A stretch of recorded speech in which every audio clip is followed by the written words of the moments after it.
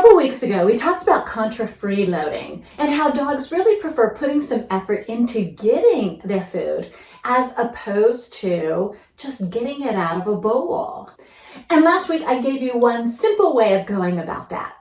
Today, we're giving you a second super powerful way to use that food. When you're at home, regardless of what time of day that is, you have things that you need to get done. Maybe it's pay the bills, or maybe it's do some type of work in the kitchen. Wouldn't it be lovely if your dog just chilled on a bed while you got that work done, instead of running around and barking at the window and chewing things up and just being their busy selves? You can use the value of your dog's food to produce a dog that loves hanging out on its bed.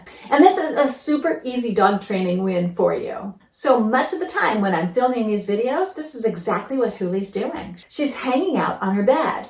This is how I taught it. I would position her bed close to where I'd be working. So at the computer or in the kitchen. In the beginning, you might have to lure your dog onto the bed. That's fine. Use that food to help your dog get onto the bed. And then place food onto the bed calmly and at a rate that makes it so the dog really wants to stay on there. So yes, you're multitasking. You're doing your bills or you're preparing the veggies for dinner, while at the same time, you're training your dog. If you have a dog that jumps on people, you can use that food to get your dog onto the bed right before those people come in. And then, of course, you're going to reward often enough to help calm that dog down. You're going to be delivering pieces of food slowly to your dog to help it calm down and to help it want to remain on that bed or that dog cot, whatever the surface is that you're using. This is going to help your dog remain calm instead of jumping on the people. Another example, when things are going on in the environment. You know your dog's going to be noticing out the window or just hearing the sounds that are taking place. And a lot of times you know what time of day that's going to happen. So for me at my house, I know Wednesday mornings is when the trash trucks are going to go past. For you, it might be neighbor kids walking to school or when the mail is delivered.